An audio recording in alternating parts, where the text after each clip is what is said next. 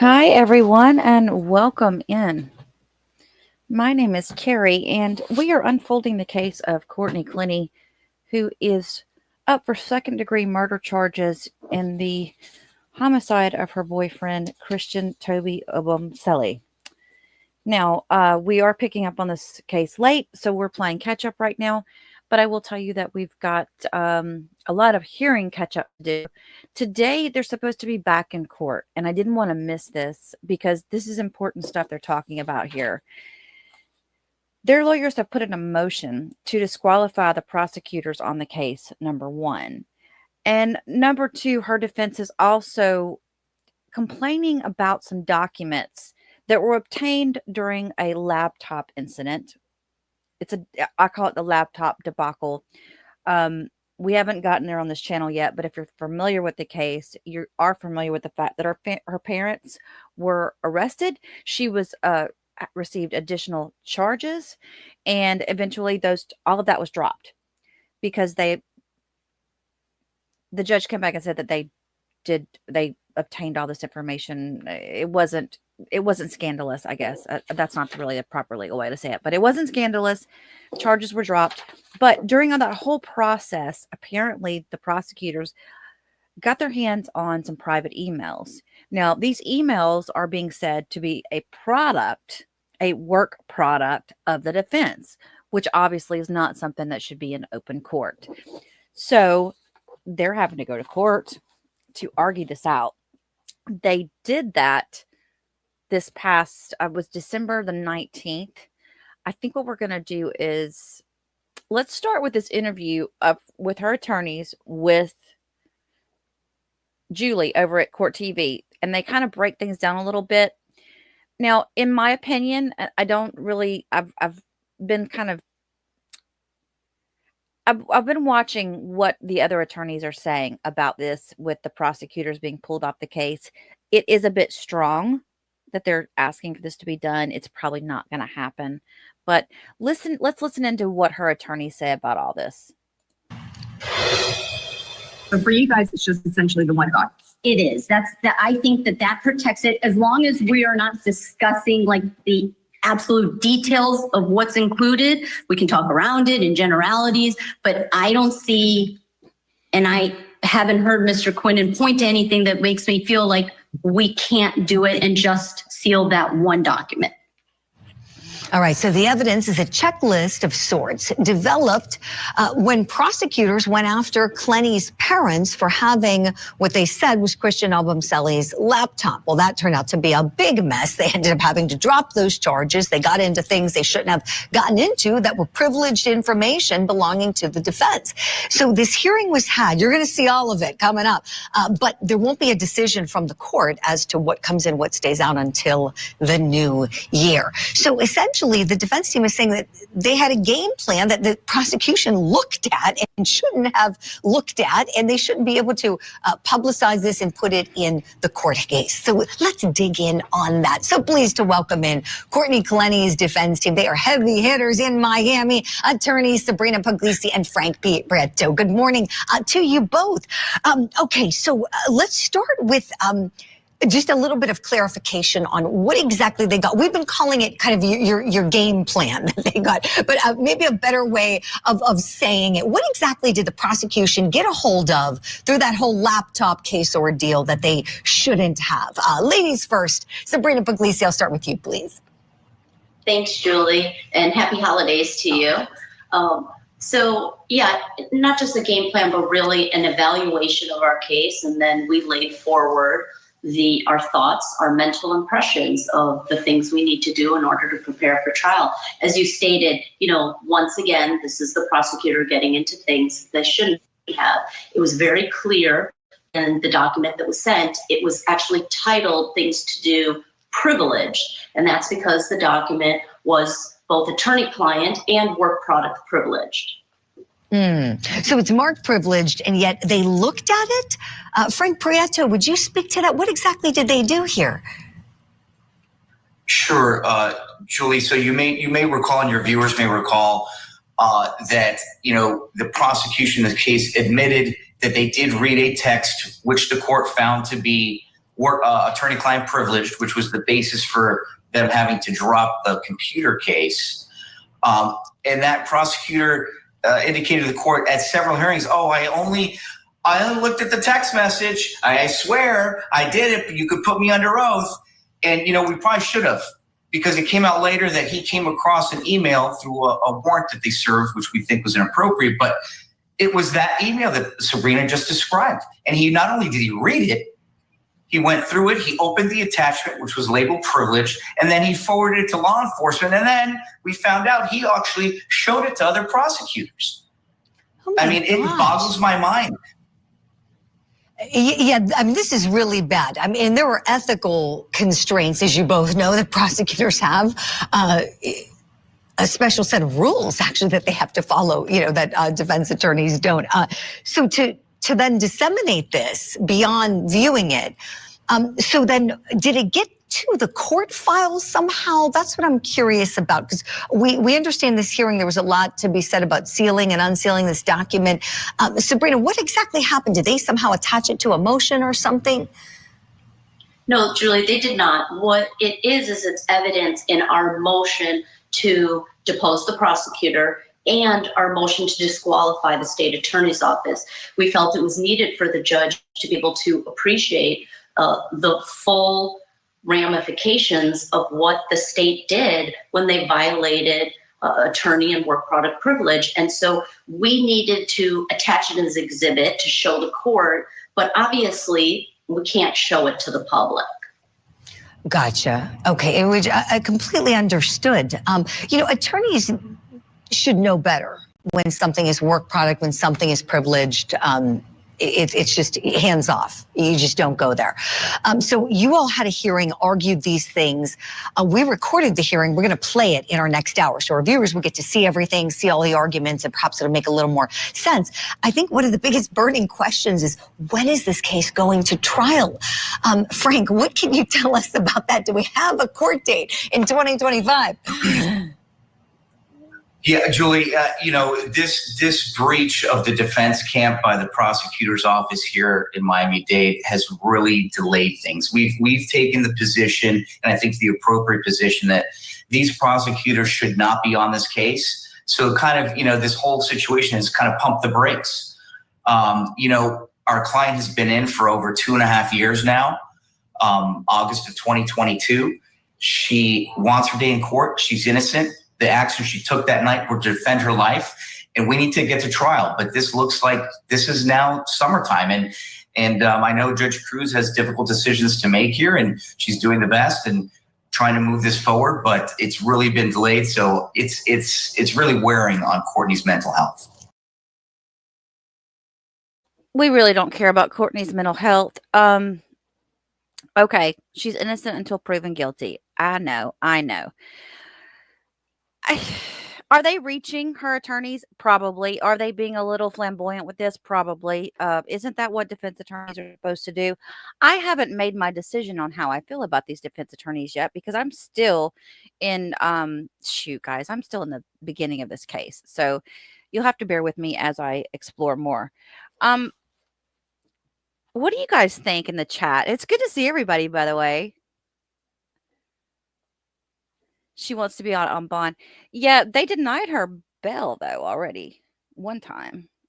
I think that, so as far as the bond goes, prosecution was saying, well, she made all this money with OnlyFans, millions of dollars that she has in financial documents from her taxes and everything.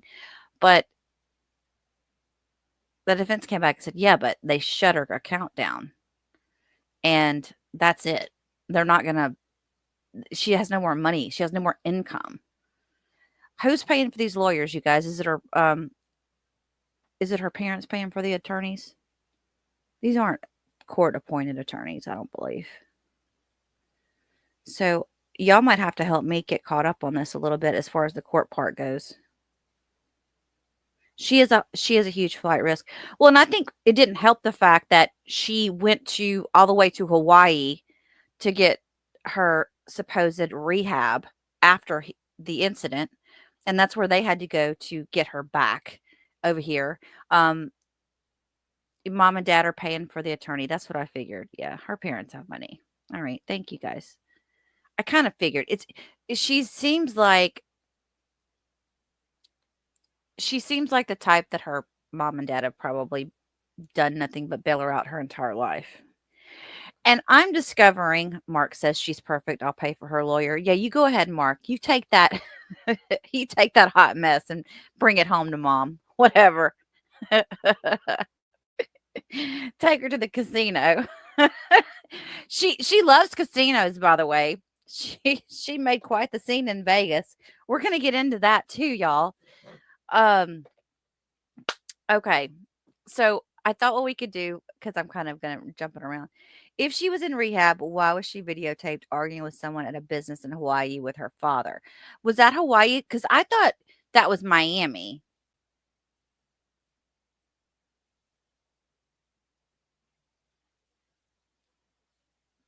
I don't know why I thought that somebody called her out in the lobby of a hotel and was like, "Uh-huh, you killed your boyfriend." And her dad was like, "Ugh," and they ended up getting up and walking out. It was not that big of a deal, but it was some lady like calling her out right there in the lobby. So I kind of wonder about, you know, was that Hawaii? You're sure that was Hawaii? Or okay, because I thought it was in Miami. So she went there for rehab supposedly. God forbid her go to like a normal rehab anywhere local, like in Texas. I guess they were trying to get her out of the area to keep her away from the media, because there was a lot of media on this from the at the beginning. There still is. I mean, you've got TMZ on it. Dr. Phil did an episode, which, by the way, you guys, I did watch that episode with Dr. Phil just recently. And I wanted to tell you guys what was said on that in case you're unaware. One thing I found interesting is that the mom found out, well, the entire family found out that she that Christian had been unalived with a phone call from someone asking if they could donate the organs, if they were planning to donate his organs. And the lady's like, "Well, you get a call from the medical examiner's office?" And the mom said, "No, I don't know. I have any idea what you're talking about." So that was a big that was a big fail by their side. Also, another thing I thought was a fail is, if you guys remember in the interrogation video interview with Courtney Clenney, she mentions, is she going to be able to see Christian? And the lead guy, the guy that's supposed to be the lead detective, sitting there, and he's like, "Who's Christian?" Like the guy that she stabbed. Hello? What the hell? So I'm kind of I was kind of a little bit taken aback by that and thinking, okay, guys, get your crap together. I know it's early. I know things had just happened, but you got to know what the victim's name is. It could have been that somebody was calling him Toby, but at the same time, they also had said at that point they did not have proper identification on him. So I guess you could use that excuse. Also on Dr. Phil, the family had said that they reached out to detectives. The detectives obviously did not reach out to them. And so, it's been 24 hours. They're trying to figure out what's going on, what happened to their son, their brother.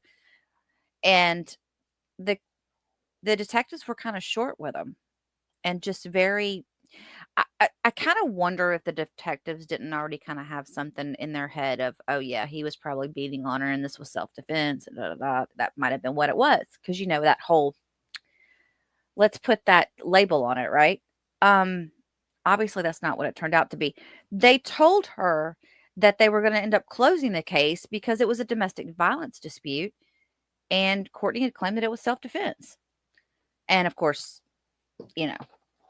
they found out more later on. It took them a bit, but apparently they've been eventually by August, they got caught up. That's when Courtney was arrested in the late August. She was taken in. They actually took a SWAT team to Hawaii to bring her back over here into Miami and have her booked. And of course, she has pled not guilty to the second-degree murder charges that she is up on trial for. Now, they also had on Dr. Phil an anonymous friend. Now, keep in mind, this friend was a friend of Toby's first, and she knew Courtney through Toby. She said that she was around him a good bit, and in a few months, the relationship had turned dark. She said that Clenney was very abusive, and much like what we've seen on film and on videos, she has a very short switch, and she would pull Toby to the side, or she'd bring it, she'd take him outside the room. You could start hearing her screaming at him, and eventually it would turn to her screaming, hitting, and wailing, basically. The woman also said that Courtney had a reputation in the downtown Miami scene, and there was some talk of her with past boyfriends as well. I can't wait to get into that part. I am going to be diving on that, by the way. So, did she leave rehab early? Did she? Jean P? See, this is the things I'm not up on this yet. I'm trying to get there, you guys. So, yeah, so all this happened back in 2022. It's been 2 years. And now we're just getting back. Hey, Christine. Now we're just getting back into the hearings and whatnot. Or I am. We're going to eventually start from the beginning with this case in the trial hearings, the pre-trial hearings, and move forward. But I didn't want to miss this today if it's going to be live. They're supposed to be live at 8:30. And I did notice that on the last hearing, they didn't really show it until after it had already happened. So I thought what we would do now is, while we're waiting for them to come into court, we'll play the last hearing they had. And if the new hearing live feed pops up while we're watching that, I will switch over to that. Okay. So that kind of gives us a chance to chat and whatnot between each other while we're waiting. So let me share this tab. And let's get her done. Versus Courtney Clenney. If everybody wants to announce their presences for the record. Khalil Quinn and Kathleen Hogue for the state of Florida. Sabrina Puglisi, Frank Prieto, and Diane Cronus for the defense. Okay. And then good afternoon. And then I have the motion to intervene from the Miami Herald. Okay. All right. So we had before us what defense had titled as the unopposed motion to determine the confidentiality of the court records, and the state's memo on regards to that motion. So we're here right now for that. It does relate to the motion to depose Mr. Khalil Quinnan. But right now the motion for intervention is what I think that we need to address before we go forward with that motion to depose. Thank you.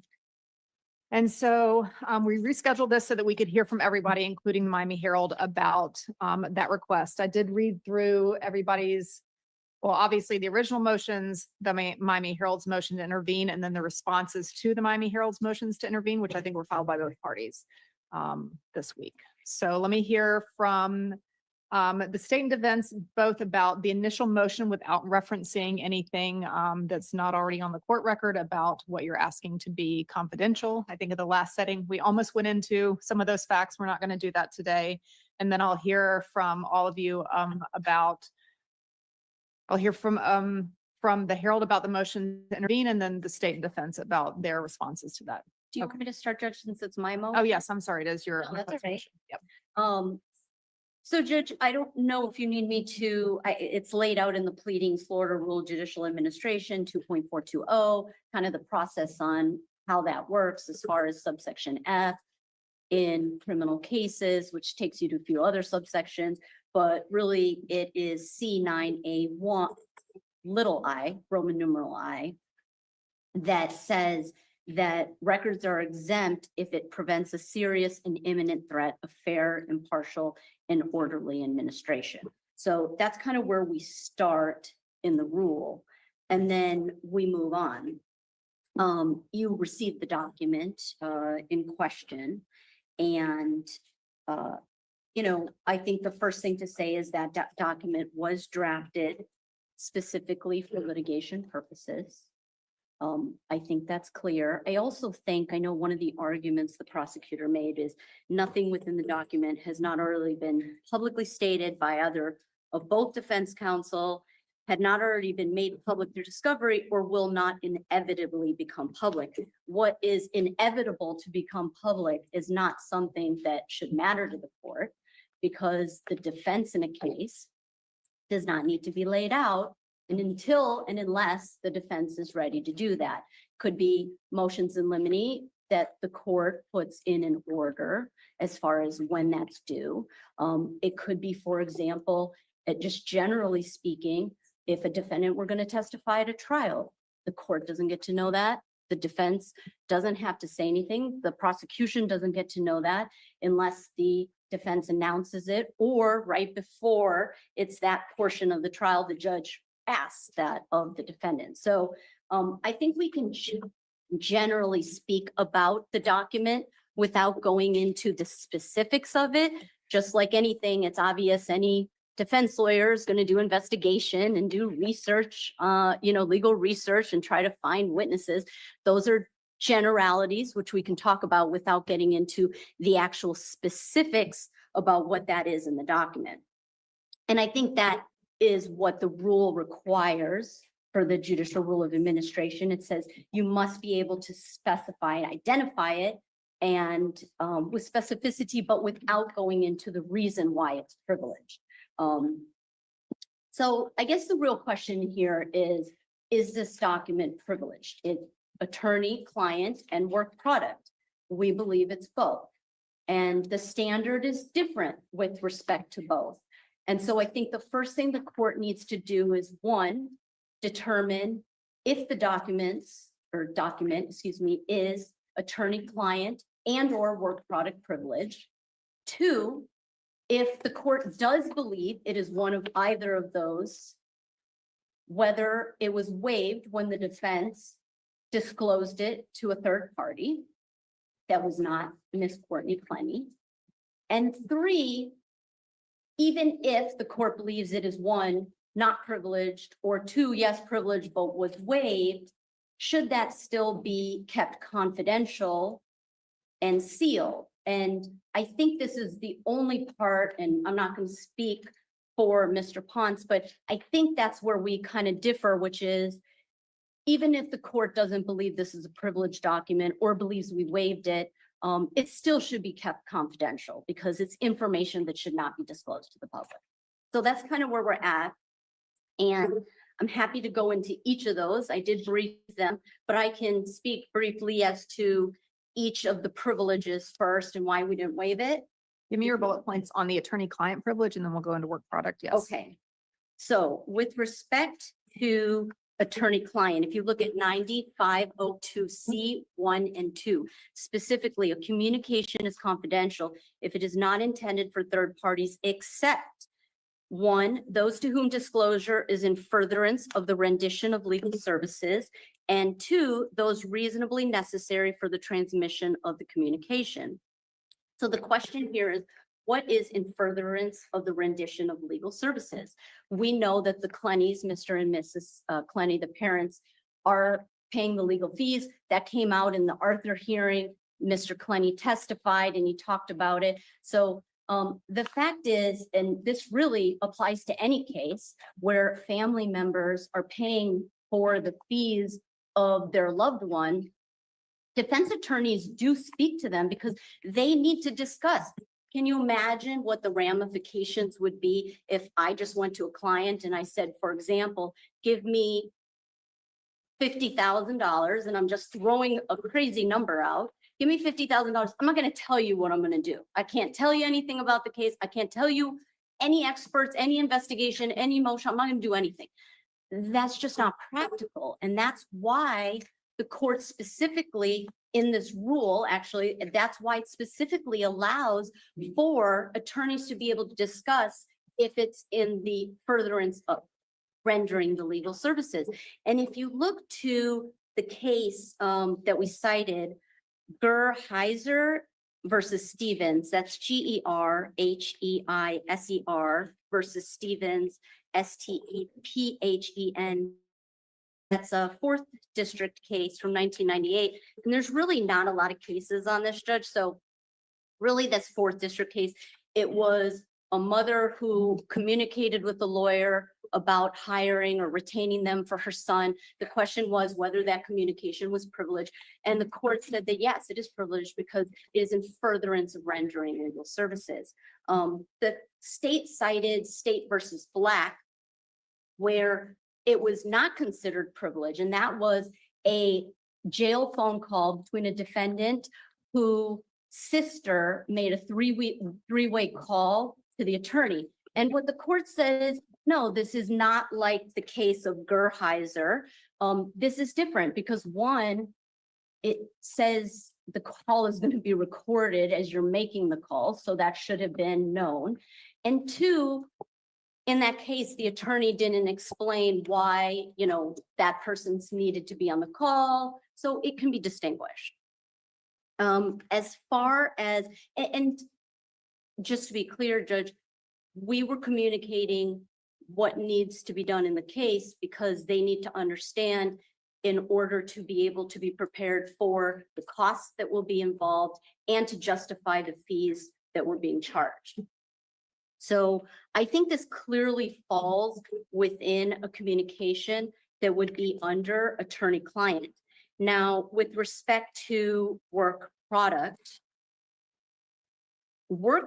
is actually even, it's even broader. And the court knows about this because in the last hearing we had, you even in the order, you distinguished between opinion and fact work product. The case of State versus Rabin is very good at kind of laying that out. And actually the state cited a case that it doesn't really apply. It was in the corporate context for attorney-client privilege, but it gives a great analysis of work product privilege. And that is Burrow versus Forjas Torres, Burrow, Forjas is Forjas, Torres, Taurus. It's a Southern District of Florida case from 2018. I have a copy for the court if you would like.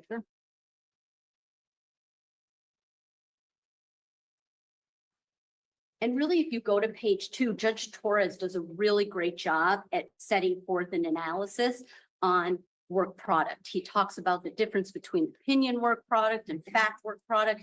And what he says on page 2 in the first paragraph dealing with the work product doctrine, he says, and this is on 1227 page, because the work product privilege looks to the vitality of the adversary system rather than simply seeking to preserve confidentiality, it is not automatically waived by the disclosure to a third party. It requires the party asserting protection under the work product doctrine to demonstrate that the drafting entity anticipated litigation at the time of the documents were drafted. I mean, clearly this is the roadmap, what we're going to do to prepare for trial. So I don't think there's any question it was drafted in anticipation of litigation. And because this is about what it is, the logic behind it, the rationale of work product is that your adversary doesn't see your mental impressions. And that's what opinion work product is. It's the mental impressions of the attorney. Clearly, these are the mental impressions of myself and my team. And so the question really is, was it disclosed in a way that your adversary would reasonably get access, that I would reasonably know my adversary is going to get access to the document? And the question then would become is, okay, I sent this email to the Clenneys. Would I have known that Mr. Quinnen or any of the prosecutors in the case would have been able to get access to the case? I would have to assume that and have knowledge or evidence that they got an iCloud warrant for them. I couldn't know that in the case. The parents are not part of the facts in this charge, and there would be no reason for me to know that. And let's assume that even I was afraid that somebody could look at it. This is why I titled it privileged. I titled the document checklist of things to do - privileged. That, and I agree with Mr. Quinn, and just calling something privileged does not necessarily make it so. But this clearly is a privileged document when it's my mental impressions. It's work product. I claim it as work product, and I wrote that it was privileged. So the question becomes then about waiver. And just to go back in that case, on page 4, it says opinion work product enjoys a nearly absolute immunity. It is much more stringent than attorney-client privilege, which I still believe belongs here, but it is very hard to waive opinion work product privilege. And so then we have to ask ourselves, did that happen in this case? And in the work product aspect of it, Judge, no, I couldn't have known. I did everything to protect that document from being disclosed to people other than who was on that email. And the prosecutor stating that we have disclosed some of what's on it or will inevitably be disclosed, it doesn't matter. If a document is privileged, it's privileged. What do you guys think? I agree with her that, you know, they have overstepped, but at the same time, it's like they've also been doing a lot of interviews with Court TV, Law and Crime, so it just kind of seems like if you want to keep your trial strategy unknown, why are you doing all these interviews? Why? Why is it necessary? You don't see the prosecutors doing a bunch of interviews. That's just my opinion. Mark, thank you so much for gifting memberships again. You are so sweet. I appreciate you for that. All right, let's get back to it. From when it was and forever privileged.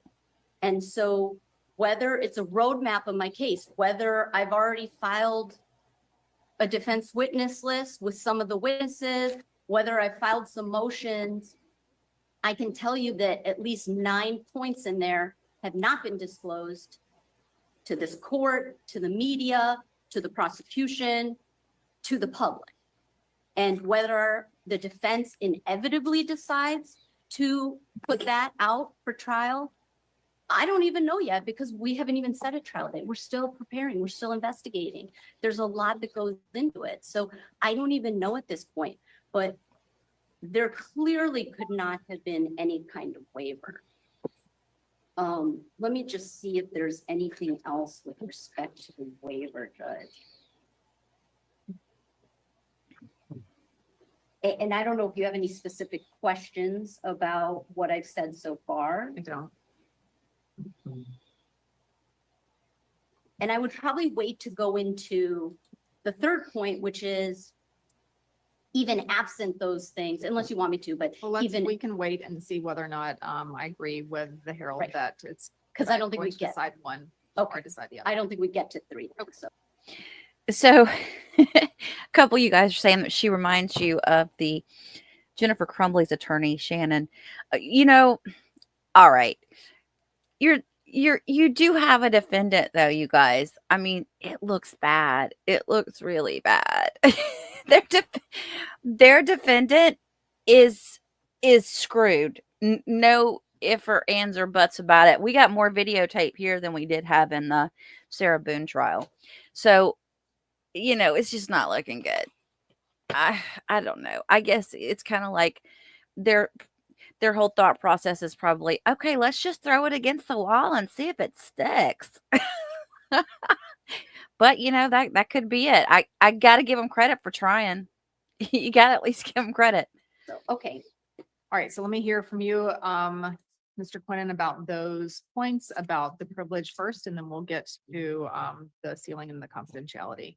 Yes, Judge. I think I would like to begin with Ms. Puglisi's argument that even if it might have been waived in some respect, the document, because it's quote opinion work product, maintains its privileged nature, even if she went on TV and literally said the 20 items on that.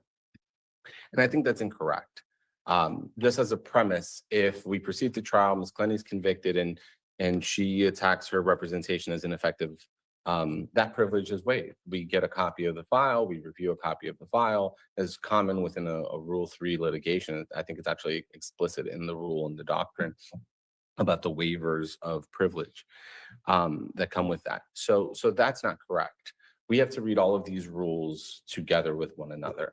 And so, as Ms. Puglisi correctly cited into 9502, it has to be in furtherance of the representation. So was this email communicated to the parents first as their other clients as witnesses? Yes or no? I think it's unequivocal no. That wasn't, this is what we're doing to prepare you as witnesses. It's, this is what we're doing on Courtney's case. So it was unequivocally uninvolved to Kim and Deborah Clenney's representation by Frank and Sabrina, or excuse me, Ms. Puglisi and Mr. Prieto. My brain just went to your first name. So it's unequivocally uninvolved with that representation. So it's regarding Ms. Clenney's representation. What within that email really discussed, we need, so for example, I'm gonna use Ms. Puglisi's example of money. We need $50,000 to do X. Okay, was that in that email? It was not. Was it, we need you to sign an authorization of, school records from Ms. Clenney so that we can build mitigation? Again, hypothetical situation. That's not what was there. That was, we want you to know what we are doing. Email. And that is a voluntary, that is a textbook voluntary disclosure to a third party, period, bar none. There was no request for work. There was no request for assistance. And the Gerheiser case that we cited to, that I appreciate Ms. Puglisi mentioning, and in the original privilege litigation, we also cited to a case called Witt versus Witt, and I can get that site for the court, where there are circumstances where family members can be agents. So in Gerheiser, that was a juvenile who was in custody and could not retain his own counsel. So his mother went to retain counsel. And what was privileged in that discussion was the discussions with the lawyer about the son's case, period, in terms of retaining that lawyer. That's not what we have here. Again, Mr. Prieto and Ms. Puglisi, as we argued in that proceeding, were already retained by Ms. Clenney. They had every means of going to go see her at the jail and talk to her at the jail and explain what they need and why they need it.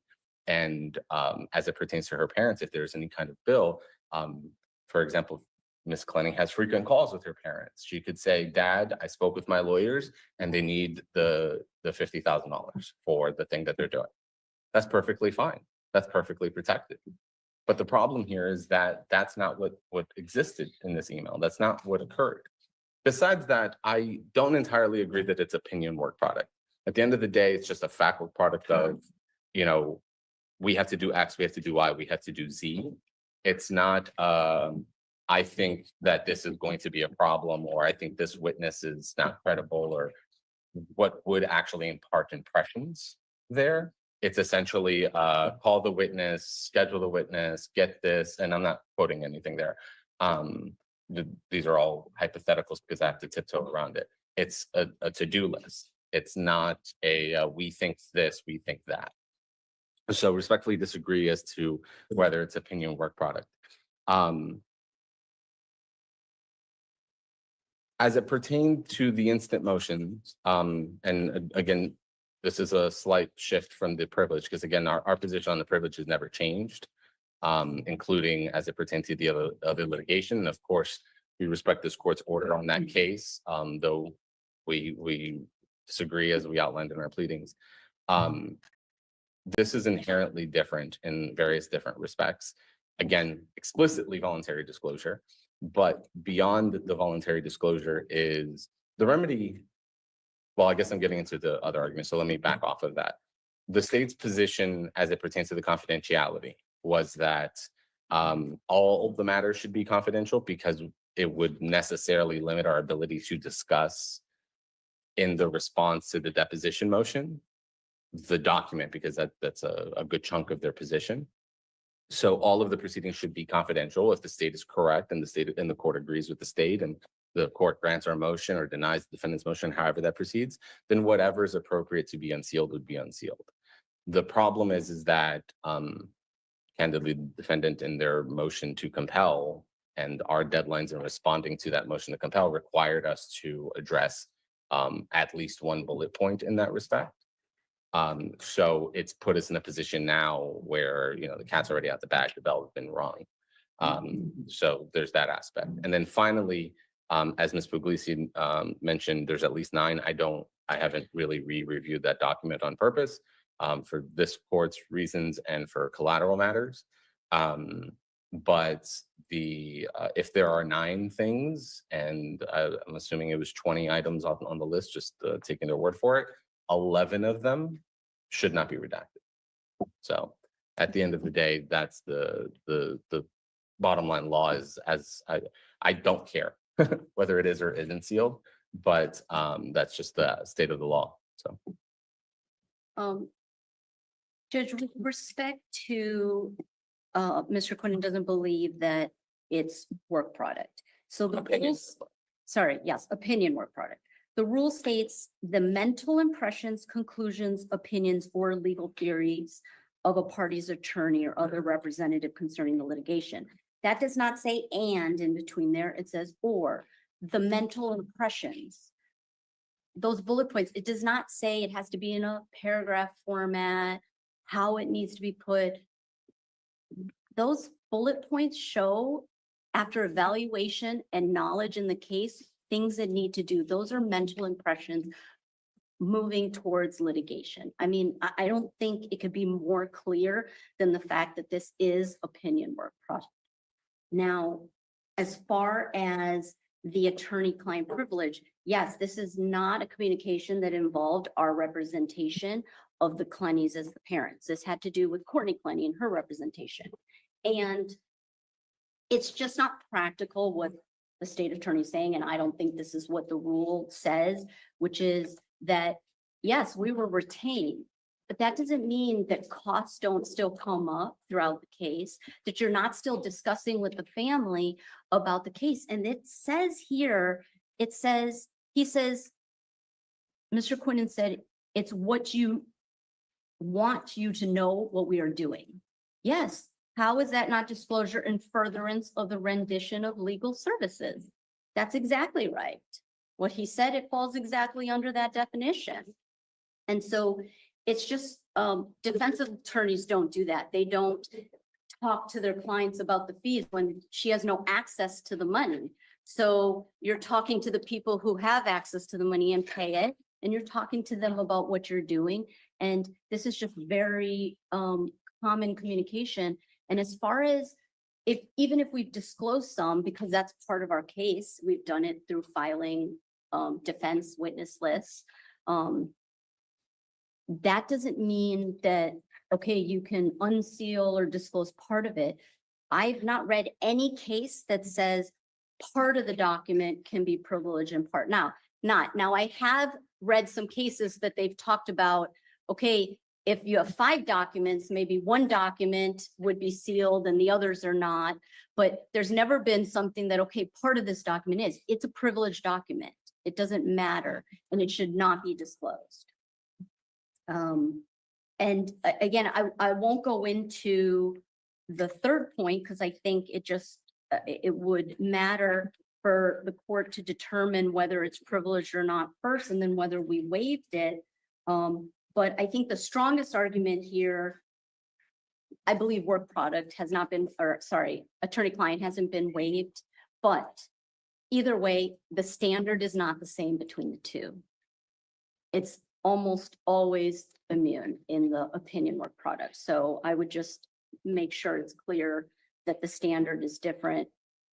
And I don't know what Mr. Quinnen needs to say that needs to be on the record that he can't say without like us having to seal the entire proceedings. I feel like we all know, the court and the attorneys here involved know what it's pertaining to. That's what we're gonna get to next. Okay. Okay, so this is the issue of privilege. And what I want to hear next is what it is that given what you're arguing is privileged, what it is that you're asking, defense is asking to be sealed versus what state is asking me to be sealed. And then we'll hear from Miami Herald about their response. So I to think the that. rule, Judge, does, if you go through the case, Lewis versus the Miami Herald, I think it does lay it out. And I think the biggest thing at the end is it says it has to be the least restrictive. Because So for you guys, it's just essentially the one document. it is, I think that protects it, as long as we are not discussing like the absolute details of what's included. We can talk around it in generalities, but I don't see, and I haven't heard Mr. Quinnen point to anything that makes me feel like we can't do it and just seal that one document. Right. So Mr. Quinnen, before I get to the Miami Herald, why is it that you believe in, counsel for the Herald also suggested that you discuss this with them. Why do you believe that more things need to be sealed if I decide that document needs to be sealed? Judge, as it is, just as a premise, in our response to the motion to compel the deposition of myself, I had to note at least a single quotation about paragraph 19. Our response, we had to, for lack of a better term, neuter it.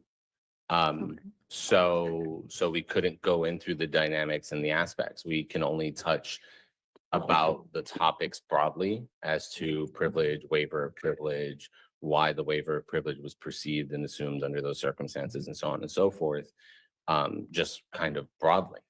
As the court recalls in the litigation on the computer case, the pleadings on these topics were north of 20 pages. And this one obviously was 10 for several reasons, but we could not go into meat and potato issues. Again, as we've been tiptoeing around here and as admitted by Ms. Puglisi, at least 11 of the 20 items have been disclosed already publicly. And again, that buoys the point that voluntary disclosure is waiver, period. So, which by the way, it's their burden to show through evidence, which they also have not done. Counsel's assertion is not enough, and admission that this was disclosed to a third party with consent, as we noted in our arguments, that's essentially it, is there was consent to tell the parents the status of the case. Because at the end of the day, as the court noted and the state relied on both internally and externally through advice and research,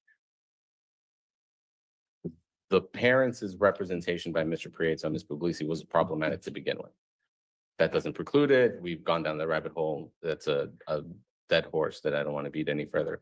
But the point is that this has nothing to do with the parents' representation, and it only exclusively has to do with Ms. Clenney's representation, and it's completely unnecessary to have been disclosed in those circumstances. Again, the proffered excuse was that, oh, it's to let them know that we need money or we need this. That's not what that communication says.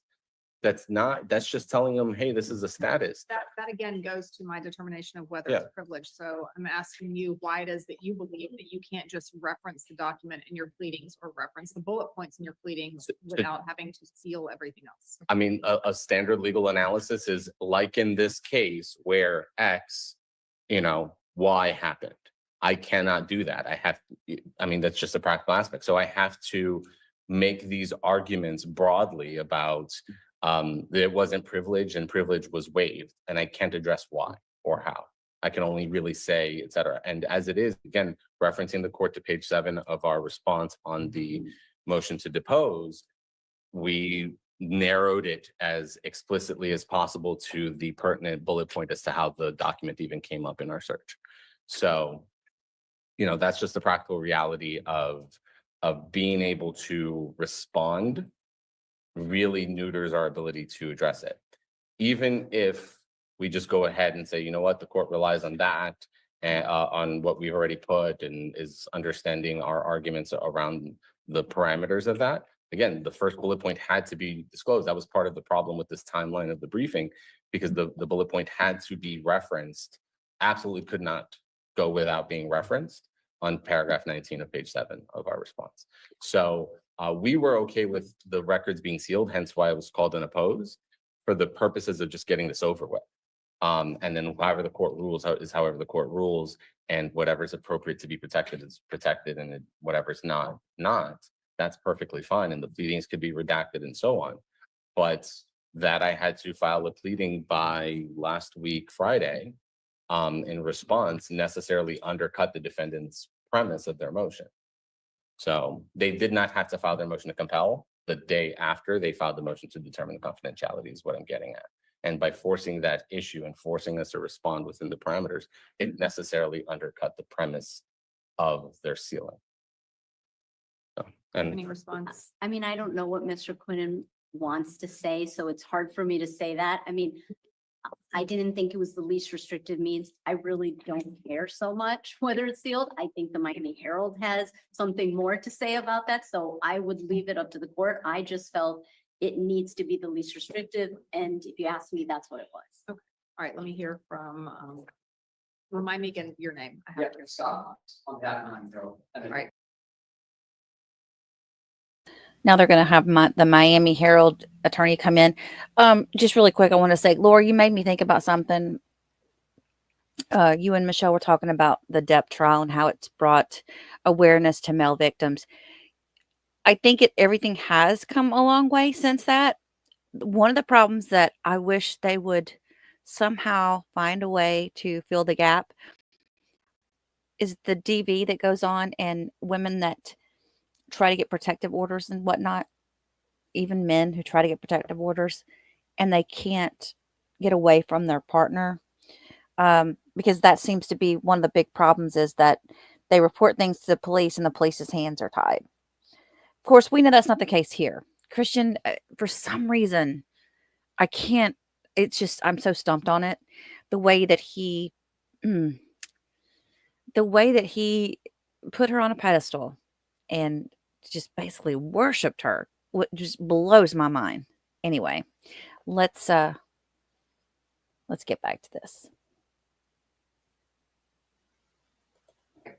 Mr. Ponce, if you'll come forward to the microphone, please. Yep.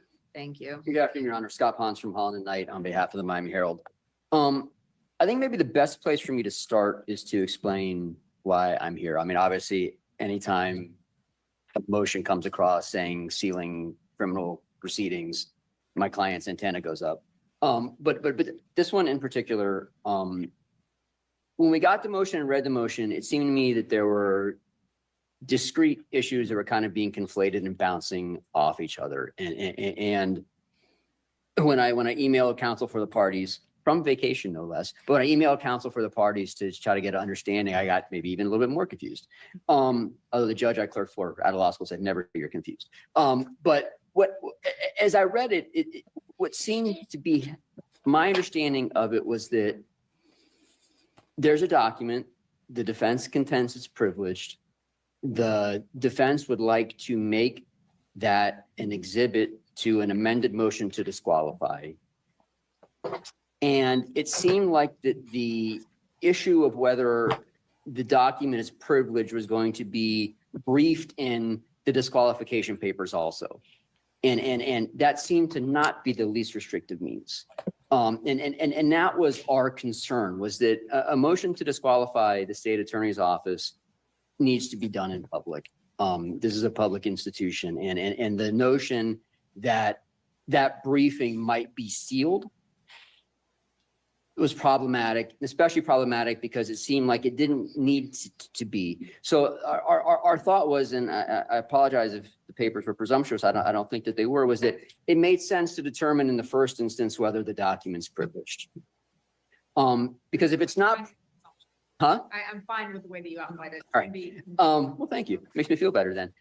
So the thought being that if the document is not privileged, then I don't know that there's any basis to seal any document to which it's attached. If you find the document is privileged, and again, I'm not attorney for the parties and I'm the stranger here and I know least about this than everyone in this room, but it's not clear to me why the document would need to be attached to anything. I mean, your honors reviewed it, your honor will determine it's privileged. Okay, the state saw it. Is there a basis to disqualify him on that basis? I don't, when we talk about least restrictive, I'm not sure why the document would have to be attached to something. But again, I think in the first instance, our concern was that there was suggestion in the papers, at least as I understood it, that the issue of whether the document was privileged was going to be briefed as part of the disqualification issue. And that the state's position was that if that were the case, then everything in the disqualification papers had to be sealed. And that felt like too much. So I'm happy to answer questions if you have any. I obviously can't speak to the privilege issues, nor do I want to. But that's kind of why I'm here and why this came up on our radar. I tend to agree with you as to the way that you've outlined it, which is again why I've asked the state to explain to me why it is that I can't simply rule on this being privileged or unprivileged. And if I do rule that it's privileged, why it means that everything attached to it must also be sealed. And I kind of understand your argument that in order for you to make a full analysis, you believe that you have to reference the exact Well, if there's, exact portions of all the bullet points in the email that was sent. But I'll let you address what it is. well, Judge, I mean, again, if the topic has been voluntarily disclosed and it's been voluntarily disclosed, whether it's aside from whether or not I say that I do rule that it's privileged. sure. Why again? Okay, so then, Yeah, but say that I do. okay, so then part of the analysis as it pertains to both the deposition and disqualification is what prejudice, if any, right?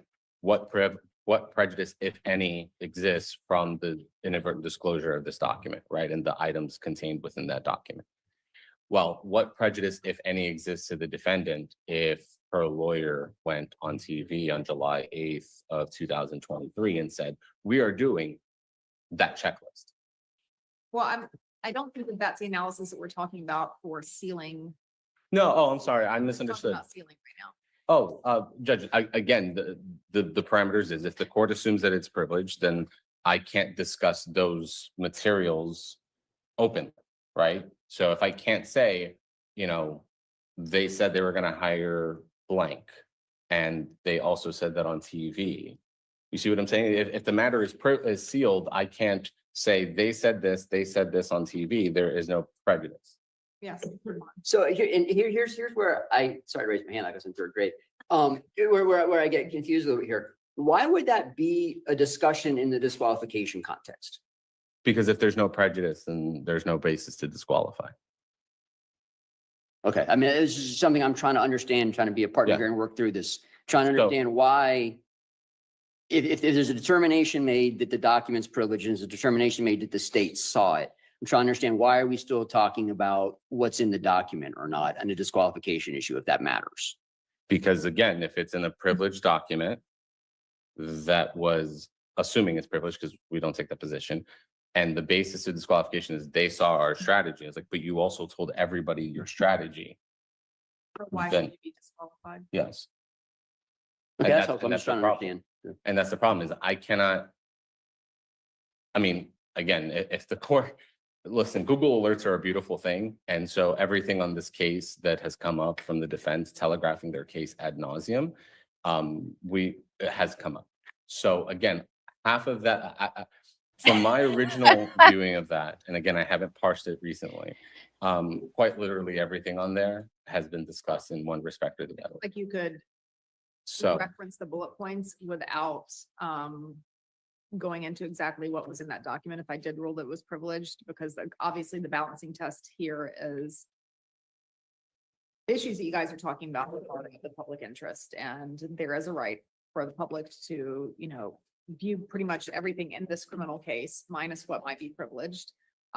So do you not think that there would be a way to craft your response if I did rule that it was privileged in a way that didn't actually quote anything in that? Because I feel like you could. Yeah, Judge, I could theoretically say bullet point number 1 and then X, and bullet point number 2, then X. But then X was already disclosed, outlines what bullet point number 2 is. So for example, I'm just going to use something that is in the public domain.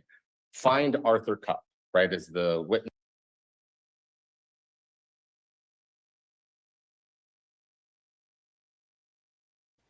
Okay, beautiful Bernice says, I am so confused. Okay, here's what's going on. Basically, this document is a gray line. She says it's work product. defense says it basically was her opinion on some things, and now they're having to put it in the judge's hands to rule on whether or not it should be made public. And if made public, Miami Herald says, well, we want a piece of that pie. We want to be able to, put it out there too. So the prosecution is saying, well, okay, well, you guys have been on every flipping media channel that you could be on, talking about this case, giving out your information about what you're going to put out there, which they have. And I think the judge is going to rule on letting this information out. I really do. But it's this one document. It's an email, Bernice, and I hope that helps you. I'm still waiting for the live to come up, you guys. I've been refreshing the screen.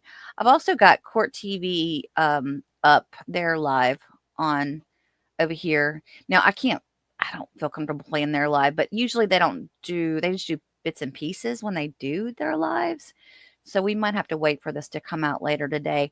That Karen Reed trial has taken up everybody's time, it seems. All right, so let's go back to this.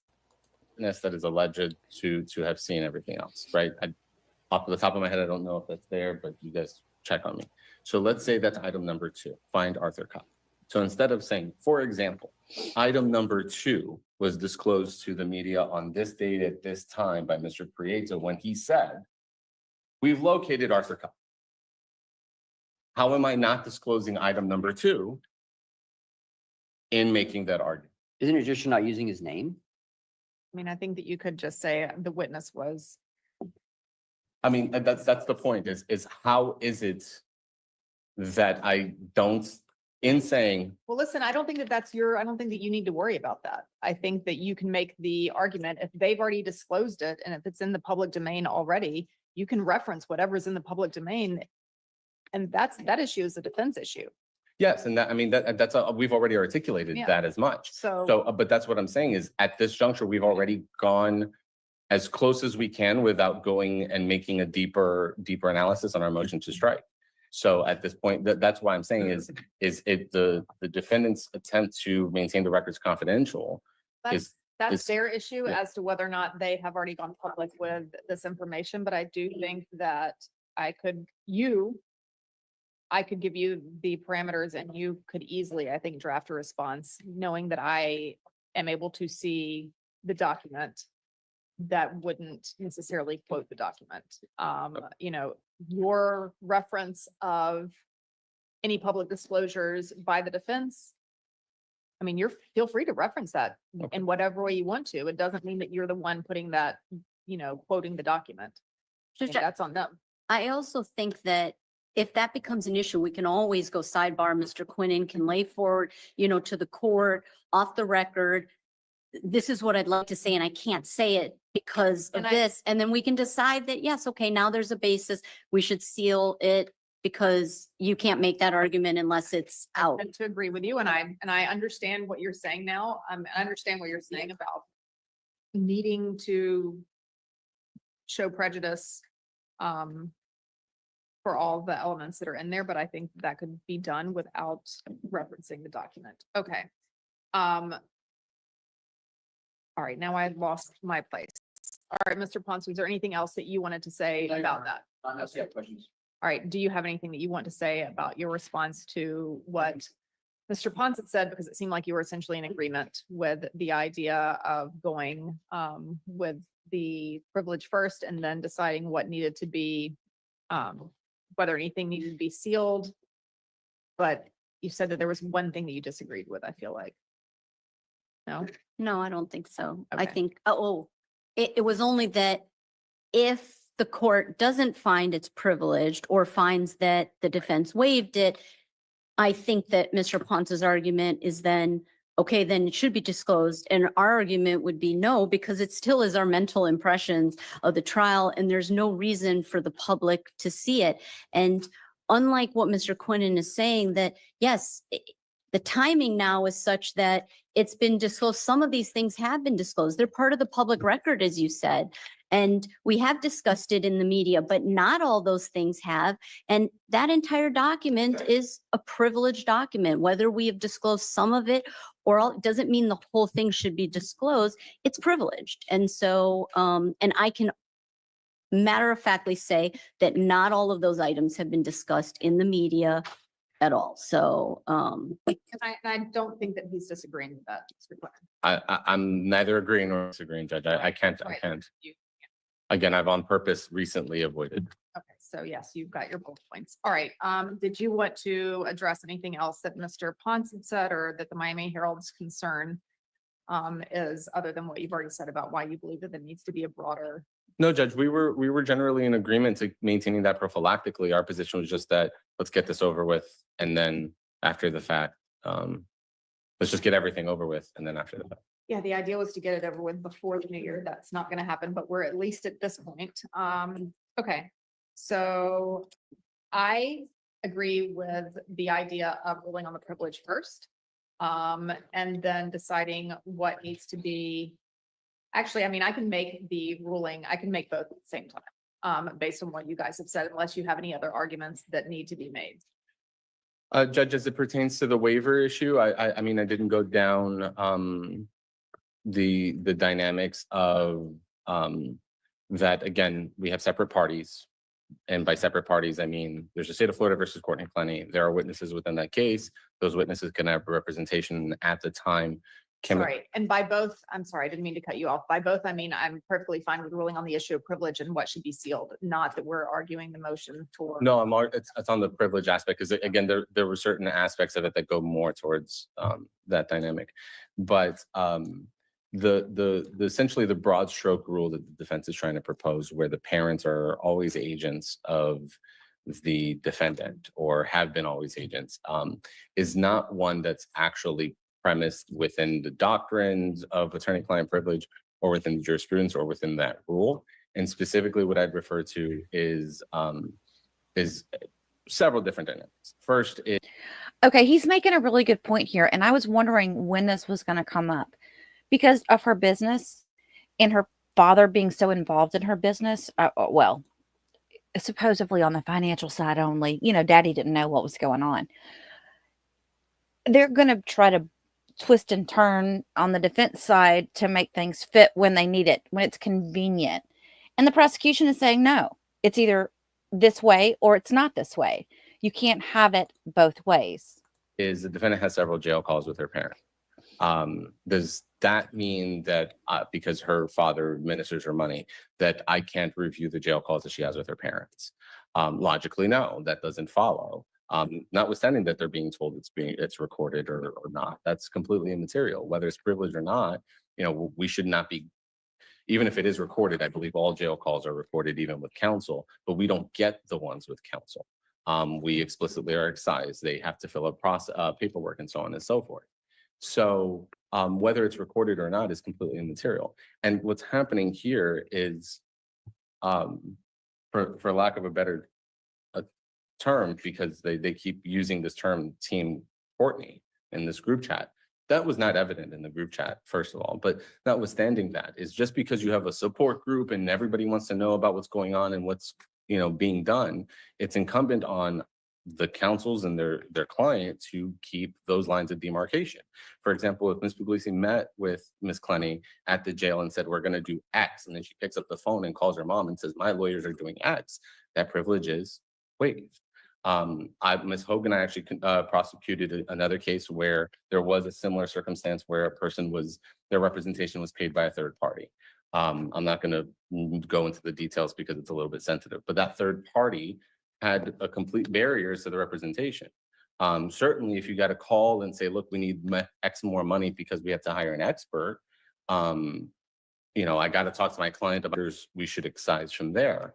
And I explicitly use the example of when parents go in with a client to an interview and how the parents are supposed to be excluded from that interview with the client if they are to maintain any privilege, because if it gets discovered, we can't compel that testimony, which again, to the further privilege aspect is the defense in December of 2022, when this email is being sent, knew A, the defendant was in communication with her mom, both written and oral, that they provided us photographs that Deborah Clenney took from her device on April 6th, 3 days after the homicide, purportedly showing bruising that was, again, purportedly caused by the victim. And so they knew that we had a basis to want Miss Deborah Clenney's phone and the contents of that. And we could have subpoenaed that, assuming she was within the jurisdiction. Okay, quick note on that. The detective has already come back and said that based upon her videos that were shown of Courtney, Instagram and otherwise, those bruises that she had were days old. They didn't occur the night that Christian died. For me to subpoena it. So what is on her phone? You know, that is a textbook voluntary disclosure to third parties. That's what this document is. And again, calling it privilege, naming it privilege does not make it so. That document could have been called privilege and it could have had the scores for the Heat game and the stats. That doesn't make it so. And in this context, even if it was, which we don't necessarily disagree that it was when it was created. We disagree that it was opinion because it's just facts of, you know, what we're doing. But once it was put into an email and sent to the third parties, that was waived. And just as a perspective, the two exceptions there are for the purposes of the representation, and I forget the second one, you had it.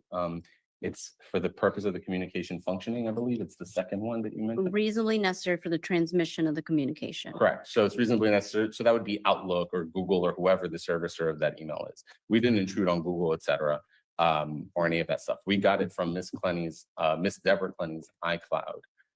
A, not knowing that there was a representation there. And then B, under the circumstances where that email was even open, it said update, not update privilege or privileged communication or any of that aspect. And B, the document did not reference Kim and Deborah Clenney's representation in any way. It was explicitly about Courtney and what they were doing about Courtney's case, which again is textbook, top to bottom, within four corners, voluntary disclosure under 90.507. Okay. Judge, I'm just going to say that I think the state tends to join the two privileges together, and we have to make sure we keep them separate. Attorney-client and opinion work product. Opinion, it doesn't have to be your opinions. It says mental impressions. Mental impressions are your thoughts. There's no question. These were my thoughts. And yes, it could have been the scores to the Heat game, but it was not. And it said privileged on it. And the prosecutor should have stopped when he saw a communication from attorneys to anybody and should have said, oh, I see an attachment that says privilege. He didn't stop at that point. He actually forwarded it to law enforcement, thereby making it a public record. So we have to, all his descriptions about it's not a jail call, which of course is recorded, and it doesn't have to be about finances. It doesn't have to say the magic words. This is, we need money from you. It says disclosures and furtherance of the rendition of legal services. These are points that help to justify what is being done in the case to represent their child. So I think it's very clear this is both attorney-client and work product, and that there was no waiver at any time, especially in the work product. It was meant to be kept from the eyes of our adversary. And you don't believe that that was waived when you disclosed to the parents? In as a third opinion, party? no, because opinion, especially opinion work product, it talks about you can disclose to third parties. The test, the question is whether you reasonably could have known that it would get to the eyes of your adversary. So by giving, they're two totally different standards. So by us giving this information to the parents of what our opinion is in the case, the question is, could we have known that the prosecutors would have seen this email?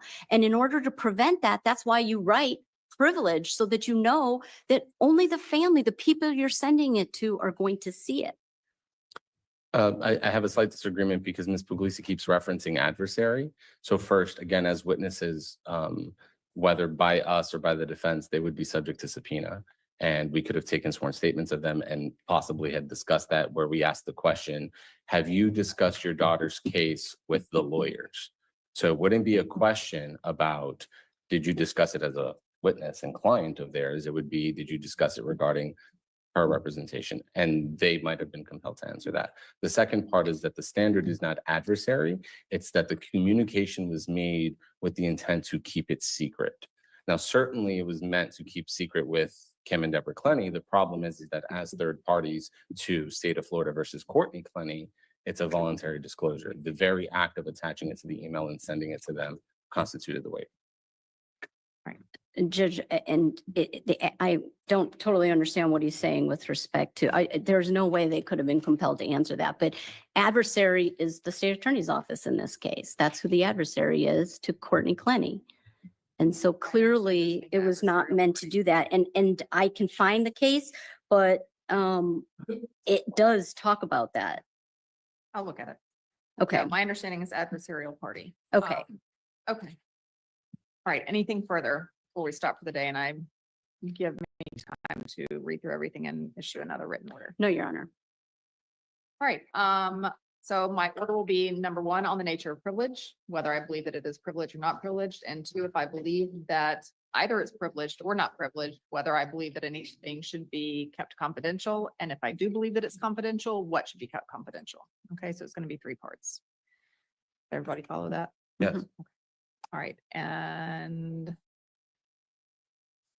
you're not Marvin, so I don't know how long to ask you for the transcript. What is your name?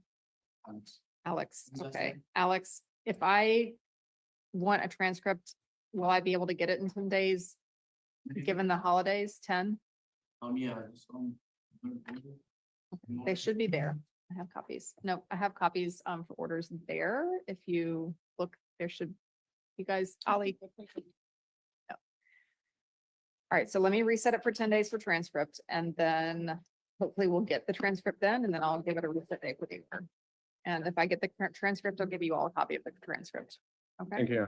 Judge, are we not then going to the motion to depose today? You're going to wait not. until that? Okay, Because I agree, they should be separated. okay. 1-3 is 10 days from now.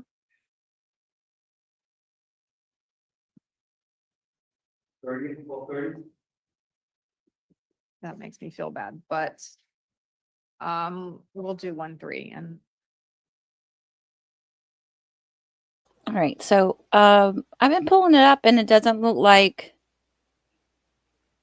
they're live. I think we're gonna get footage of the hearing from today after the fact. Oh, hi Dan, thank you. Will I be covering the Judge Mullins thing in Kentucky too? I'm not sure.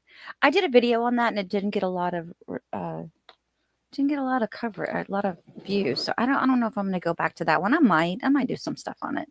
It's interesting. Somebody else said something in the chat I wanted to ask you guys about. I was going to play some stuff for you guys now, some things that I've been clipping. Just thought that it would be good for us to watch together. Some things that I wanted to watch with you guys. No, Gene, I have not seen that yet. I'm still, there's so much out there I want to find. Oh my gosh. There's not enough time in the day, you guys. Oh my gosh. Let me find this clips that I wanted to. So Court TV, Vinnie Politan had some people on talking about her mentality. And so what I did was I trimmed down some of the stuff that I thought made a lot of sense to me. We're not going to watch the whole thing, obviously, but let me pull this up.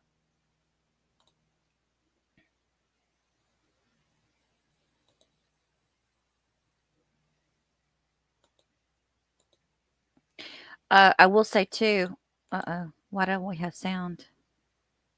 Don't tell me we don't have sound.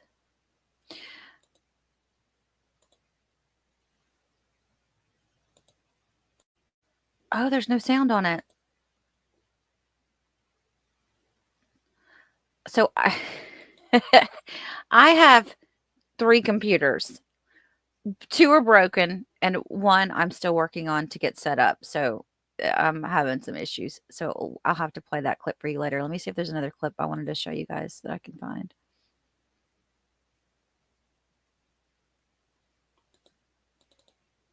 Message exchanges between the two. I'm going to show them to you right now, and we're going to have a couple. No, I don't want to watch. Look at this. Oh, how- Hang on. I just want to hear her talk about her mentality. I haven't.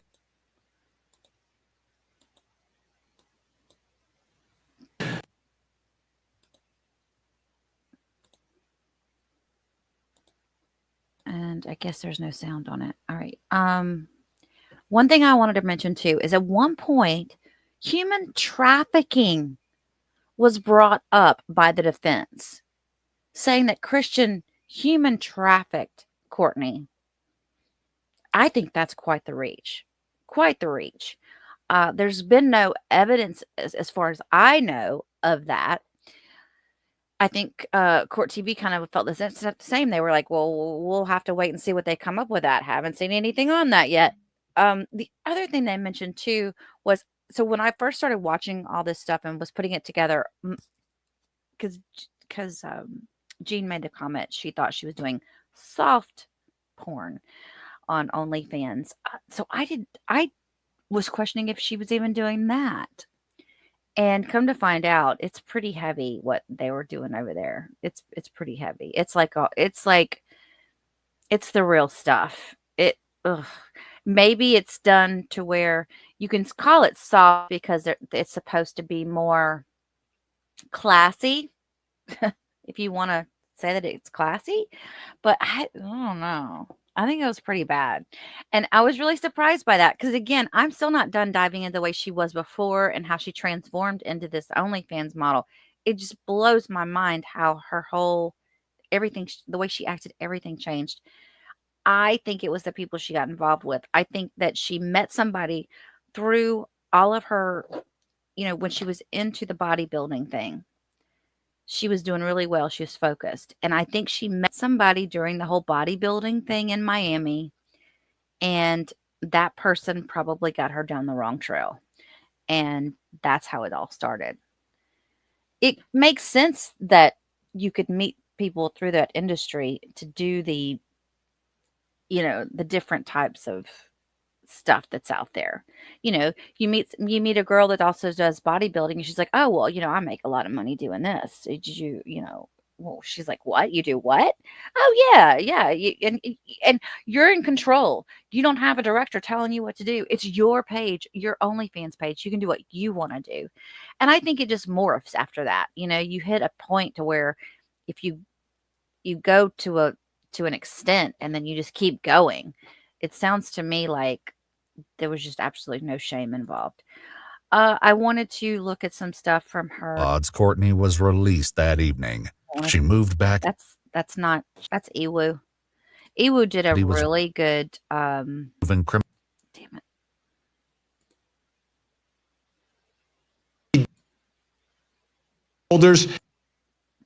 They did a really good video on a documentary on this case, by the way. They always do. Okay, let's look at what Vinny says about after the incident, this Texas incident that came up, so Christian dies. Courtney gets questions. She gets released. She moves back home to mommy and daddy. While she's in Texas, this occurs.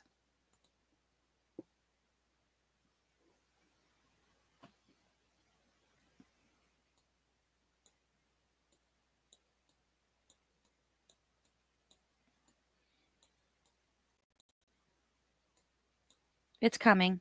Hang on. When he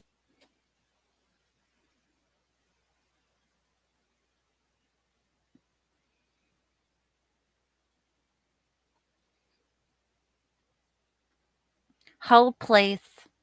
I'm going to read this to you. You're going to be shocked. A young man named, he's 18 years old, named Mahalo, began explaining that he was taking a walk through the neighborhood when he was approached by a female walking her dogs. That female's Courtney Clenney. The female disclosed to him that she was drunk and requested him to walk her home. Mahalo agreed and they began walking together. Mahalo stated that the female made sexual advances towards him, trying to make out with him, which Mahalo stated he did not want to engage in. Mahalo ends up texting his father because he was uncomfortable. At this point, the father explained that the female became angry at his presence and began cussing him out. While the female was irate, she smacked the father on his left arm, then shoved him by the shoulders. She shoved her back. She fell down. She lost her balance. At that point, the father immediately called law enforcement. They ended up not charging her. Okay, so that was the piece that I wanted to, I'm sure you guys have heard about that, but that's crazy. What did Misty say? Oh, Misty, thank you for the super sticker. I appreciate that. Thank you so much. Did they bring up the video of her trying to kiss some younger kid and the dad coming after her? That was it. That was it. That was the piece. Oh, Laura said that they did. Let me pull this down. Motion to determine confidentiality of court record filed set for 1/7 at 9:30 p.m. Yes. Which that is Florida time. Which in Florida it's 10:15 now. So I don't know what's going on. So has the judge already said no to the whole thing about taking the prosecution out? I think she probably said, no, we're not, you're stretching that there.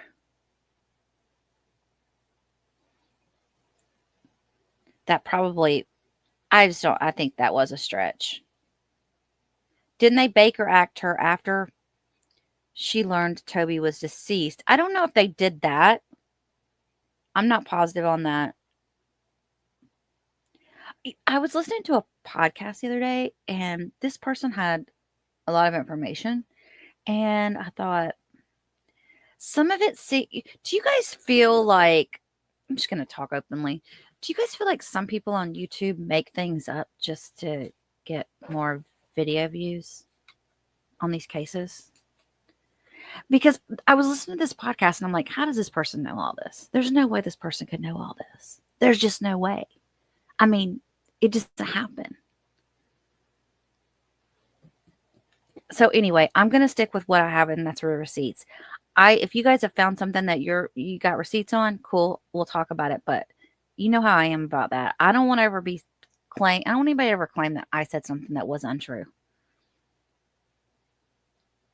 Okay, nothing has been updated on the court docket. So yeah, and you know what I hate about that court docket in Dade County, Laura, is that, with the Orange County, when Boone was in there, we could open that stuff up easy and read all the documents and everything. We can't do that with Miami-Dade.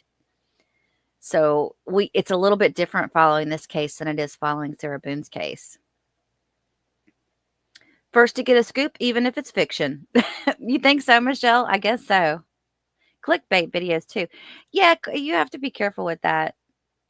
And I've seen another thing I've seen on YouTube is a lot of channels that are copying other channels. They're like basically reusing all of the content. Yeah, like AI channels. Yes. Hey, Mel.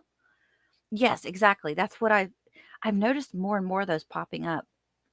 So if you guys ever come across something that you think is an AI channel, be leery, because that's such a shame when you've got somebody out there working so hard to create something. Because I know like Ewu does a great job on all their videos. And you guys ever watch This Is Monsters or Monsters? He does a really good job. And I know he's talked in the past about people have taken his content and recreated it and stuff. It's a shame. 295 docket calls and we can't see them. Laura said, I know, right? Ugh, it's insane. I hate that we can't get into that stuff.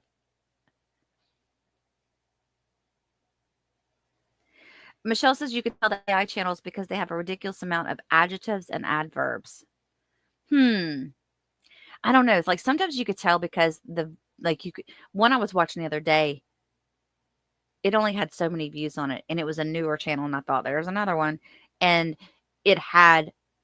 I know that the voice that they were using, that the audio they were using was somebody else's channel, and then the video that they had attached to it had nothing to do with the story. And if I could remember whose channel that was, I would have gone back and told them, but I don't remember whose channel it is.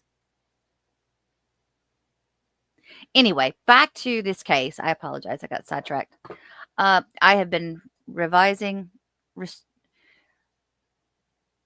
I keep resetting to see if anything's come up. Nothing's come up as far as what's going on today.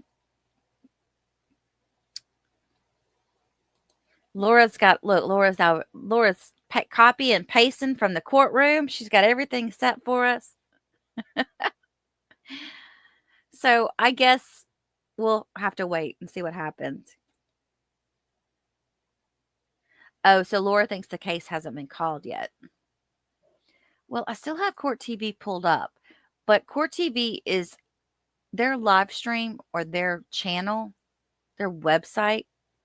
You know, they do that watch live thing.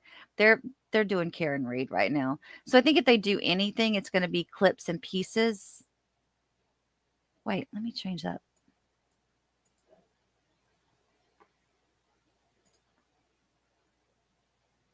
I don't think they would give us the full hearing for the OnlyFans case. That's the problem. So I'd rather wait till the whole hearing comes out so we could watch it together. So if we need to revisit this tomorrow morning, we can get back together if you guys don't have anything else going on. You guys don't have a life, do you? Can you be back here with us to hang out?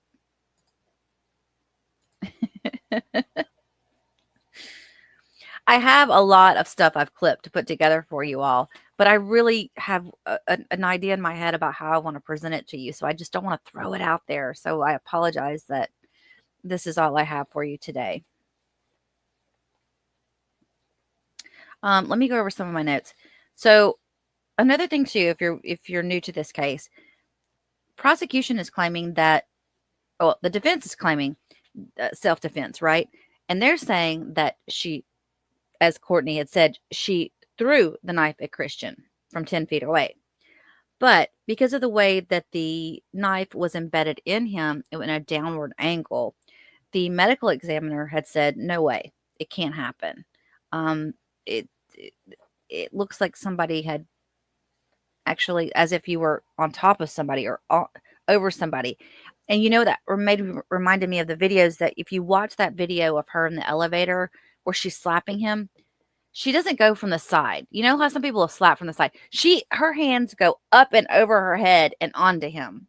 So she's always like on, if that makes any sense. Like she raises her hand above her head and slaps him every time.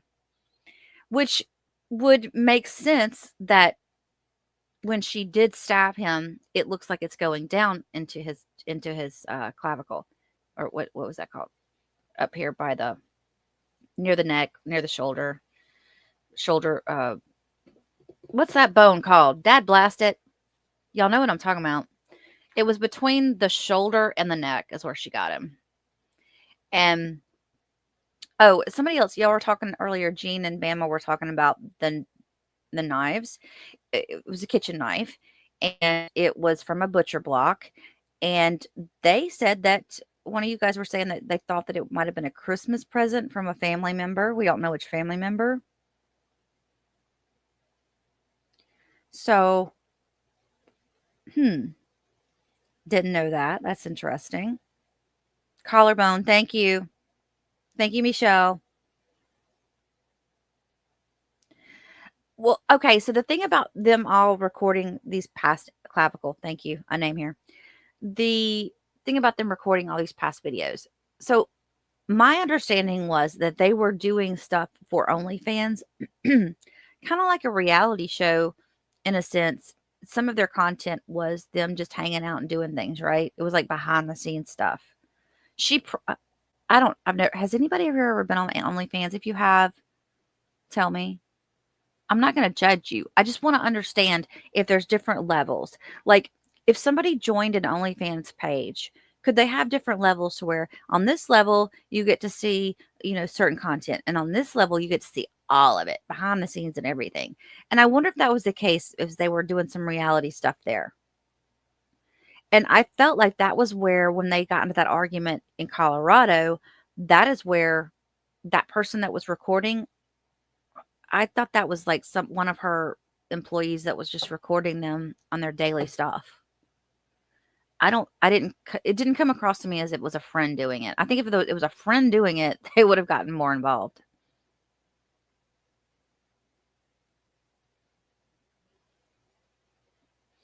Really, Dan? Yeah, I heard that it's like it's Dan said that OnlyFans is could go could get pretty bad.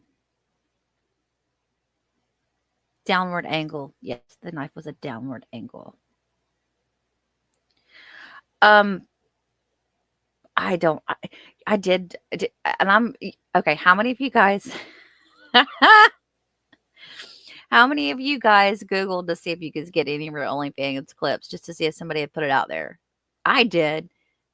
I did, and I was like, oh god, now I'm gonna get all kinds of crap, all kinds of stuff on my computer, my algorithm. But I have yet to find anything that that came from her OnlyFans page that's out in the media right now.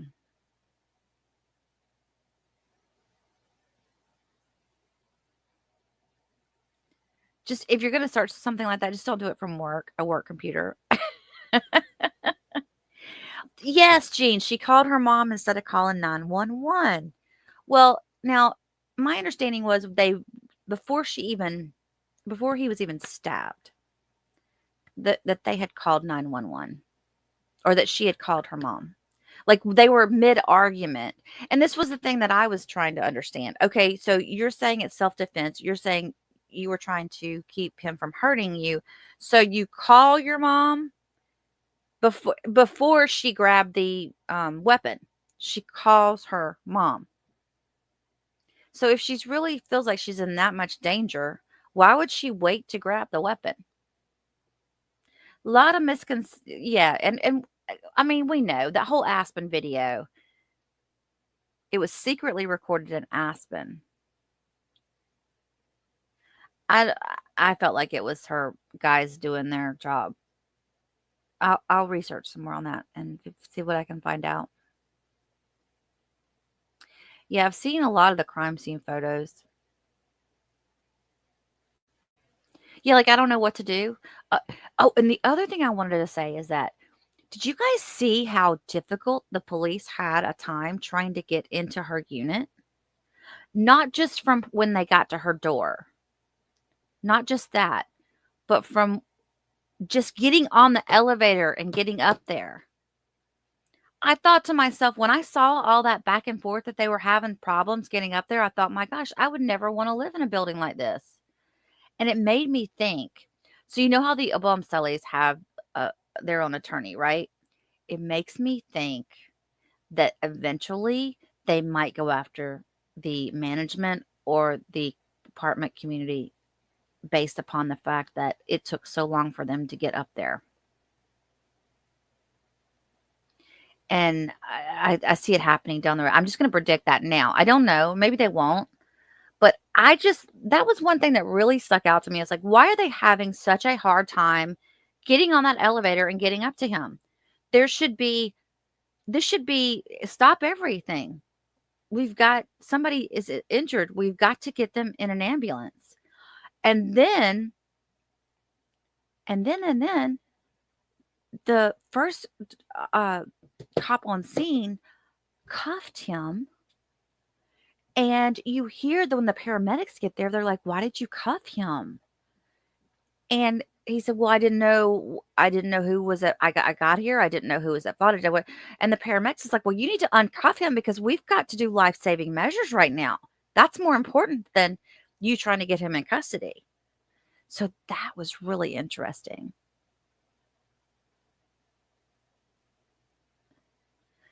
So you guys think that the Aspen video was done where she didn't know it was being recorded? It could be. I honestly don't feel like she was trying to hide anything from anybody. I think she was so out there.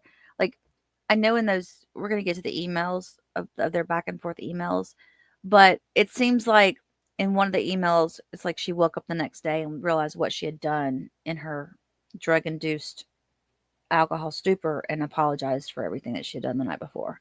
So I kind of feel like she didn't care. You know, she wasn't trying to put on like I don't know. I mean, look at how like that video we just watched, that cringe video we just watched the other day, her last Instagram live before the same day of the event. that was when he was out going to get the Subway. She was recording that. But I have to say this, you guys, and I know it's not. I know a lot of people victim blame and everything, and you guys know I'm not going to sit here and say she didn't do anything wrong. I will call a hooker out, okay? But this whole why was he so desperate about her? He came across as so desperately in love with her, and I just could not. I don't know. Maybe it has something to do with. I don't know. I felt like it was just, why did he put up with it as long as he did? Some guy said to him at one point, dude, that's not normal. Like altercations like that, that's not normal. And he still stayed. All right, I'm going to do one last refresh to see if they have any kind of court coverage on this hearing yet. If they don't, shoot, we might come back on tonight, you guys.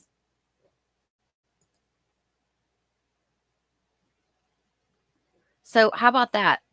Stay close. Don't go far. I might, if I do put another video up, if you're on my other channel, my Buy Me a Coffee, I will shoot out an email. By the way, are you guys getting your emails from Buy Me a Coffee? Yes, she did give him a lifestyle, but I think it was more than that. I thought that too, Shraddha, because I was like, okay, is it the money thing? Because we know that she was the money, she was the breadwinner. But I think he really loved her. Yes, I did. We're gonna go over that letter too, Gene P. See, we got so much. I just don't want to. I don't want to put the cart before the buggy. Wait, no, the cart before the horse. Yeah, I don't want to do that. So I'm trying to piece by piece do this. Why did George stay with Sarah? Oof. Yeah, okay, I get your point, but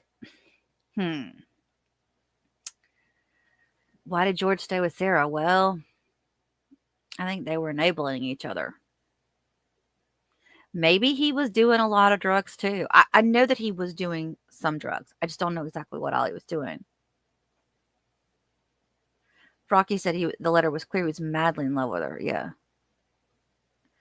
There wasn't an immigration issue, I don't believe, of him. No. He was born in Texas. He's from Texas.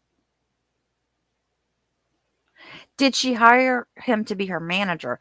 That I don't know what I'm not sure of his exact role in her work. I just know that she did hire him, which to me just added a lot of fuel to the fire, because now she's a control freak in a relationship, and then you're going to let her be boss now too, and she's going to hold that over your head as well as the relationship. Oh, that is like a train wreck waiting to happen. He thought Dan says, I think she was so outgoing. He thought she was exciting and liked, like it was like dating a celebrity. It could have been some of that. Yeah, it could have been some of that.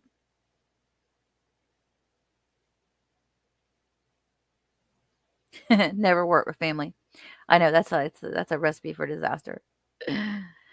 All right, you guys. Well, nothing new up here on the feed yet. So stay tuned. I might be back on later on, and we'll try to catch this hearing from today.